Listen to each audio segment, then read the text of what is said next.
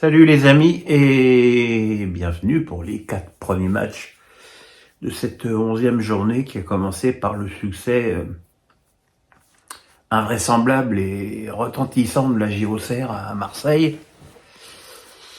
15 jours avant, le PSG menait 3-0 à la mi-temps au Vélodrome. On ne pensait pas que les Marseillais allaient revivre un tel scénario, surtout contre Auxerre qui jusqu'à présent n'avait pris qu'un point à l'extérieur, était en plus privé de son meilleur défenseur, Joubal.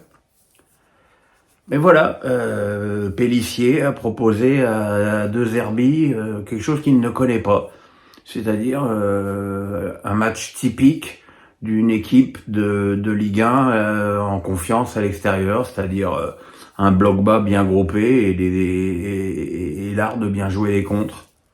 Alors évidemment, le premier but est consécutif à une énorme faute de Brasier, prise par Sinayoko. Sur le deuxième but, il y a une mauvaise relance de Balerdi, Perrin marque, et Traoré, encore une fois, marque le troisième but dans un angle compliqué pour Rouli. Voilà, 3-0 à la mi-temps. Le match était déjà terminé, comme d'habitude, des supporters marseillais quittaient déjà le Vélodrome. Et la deuxième mi-temps n'a pas apporté grand-chose de bien nouveau sous le maillot et sous le ciel marseillais, qui a juste réduit le score sur un penalty offert pour une main inexistante et transformée par Greenwood. Mais voilà, quoi, cette équipe de Marseille qui se retrouve donc désormais à 9 points du PSG au bout de 11 journées. C'est quand même beaucoup pour une équipe qui était supposée jouer le titre. Et il y a trop de manques et surtout trop d'atermoiements en défense. Alors je sais bien que Pablo Longoria est un têtu, mais enfin il y a un joueur qui s'entraîne tous les jours avec le groupe, qui s'appelle Chancel Mbemba, qui à mon avis ne ferait pas tâche dans cette équipe. Cet après-midi, Monaco a gagné très logiquement 3-1 à Strasbourg. La première mi-temps était à peu près équilibrée, même si on peut dire que les Strasbourgeois ont un petit peu ouvert le score contre le cours du jeu, par un tir sans angle de Guéladoué, qui a imité Robert Pires, dont c'était la spécialité à une époque. Mais avant ça, Mbolo avait bouffé la feuille en ratant 2 occasions énormes. Et voilà, et en deuxième période, le jeu des Monégasques a très nettement pris l'ascendant sur une équipe strasbourgeoise qui a un entraîneur qui ne fait pas de changement. Voilà, il a des remplaçants, mais il s'en sert pas. Alors que dans un match comme ça, au milieu de terrain, Diong et Mangwa auraient probablement apporté quelque chose pour solidifier un effectif qui se lézardait clairement au fil des minutes. Évidemment, le but sur penalty de Ben Seguir, consécutif à une main évidente de Morera, a un petit peu galvanisé les Monégasques, qui ont pris l'avantage encore une fois par Ben Seguir sur une action pour le coup vraiment limpide. Et puis Icaleano a marqué le troisième but, qui pour le coup est assez anecdotique. Mais voilà, Monaco a bien redresser la barre après une période difficile, surtout que c'est une semaine où ils avaient joué à Bologne en Ligue des Champions. À 19h, Lens a péniblement battu Nantes, une équipe de Lens qu'on a trouvé assez méconnaissable par rapport à ses prestations habituelles à Bollaert, où on a quand même souvent l'impression de voir une équipe qui étouffe ses adversaires.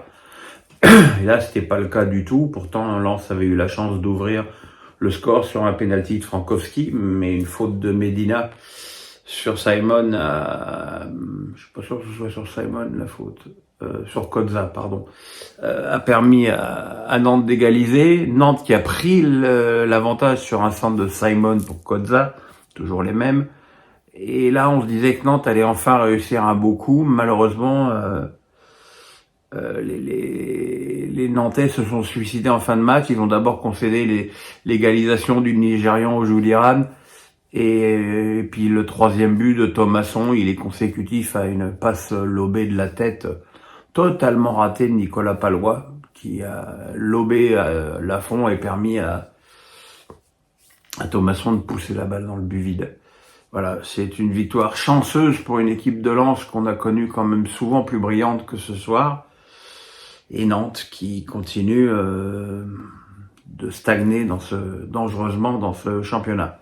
Et puis ce soir, on a vu un match agaçant. Un match agaçant parce que le PSG menait 4-0 à la mi-temps contre Angers.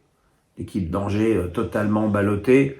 Alors évidemment, on a envie de dire, c'est bien de faire les beaux à Angers, mais c'était contre l'Atlético Madrid qui évidemment a proposé une autre opposition sur le plan défensif.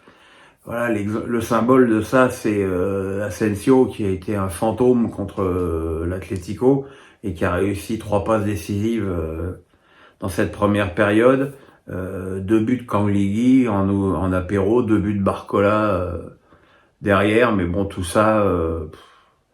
Alors j'entends ceux qui me disent évidemment faut pas s'étonner que le PSG n'y arrive pas en Ligue des Champions quand ils ont des oppositions pareilles en Ligue 1.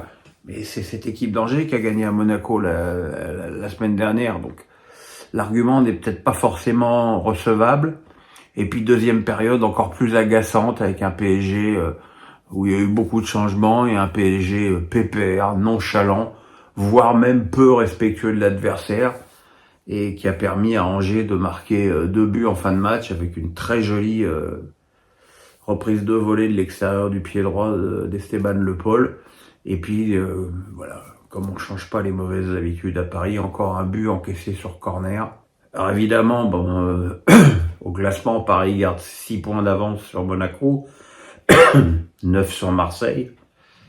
Le parcours est toujours invaincu, le parcours il reste quand même relativement impeccable, mais voilà, c'est pas ce genre de match qui va apporter une quelconque solution au PSG dans les joutes européennes difficiles désormais, qui les attendent.